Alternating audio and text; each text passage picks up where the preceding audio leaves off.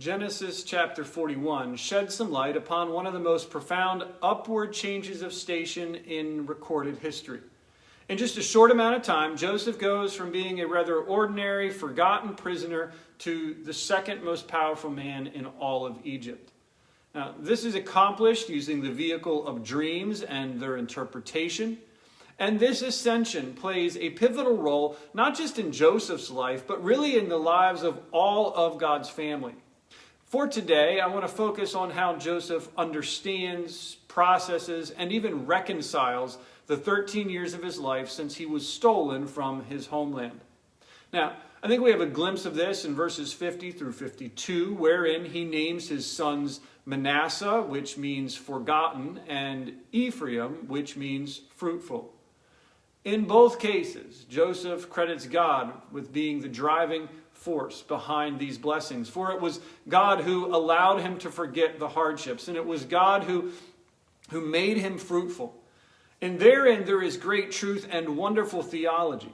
It's clear that Joseph has not lost his faith in God. So a few things. First, the idea of forgetting, particularly as it pertains to God, but also in this case, doesn't mean that the subject has no memory of whatever has previously taken place.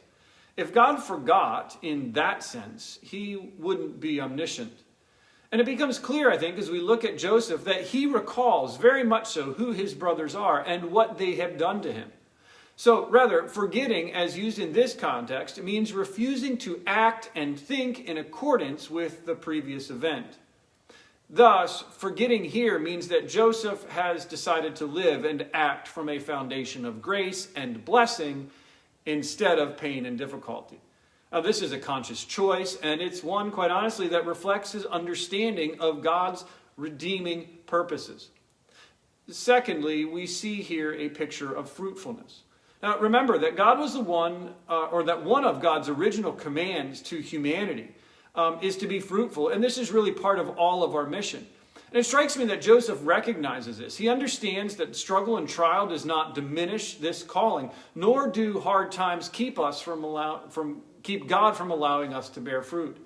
Joseph is still in the land of affliction, yet he is growing and he's doing good. I think sometimes we act as if our circumstances keep us or excuse us from being and doing what God calls us to. Not so with Joseph. Now, Joseph wasn't perfect, but there is certainly much that we can learn from him, not the least of which is his faith in the good times as well as the bad, and his determination really to be a faithful steward of all that God has given him. And so as we read this chapter, may we be reminded that God is the great giver and redeemer in each and every circumstance.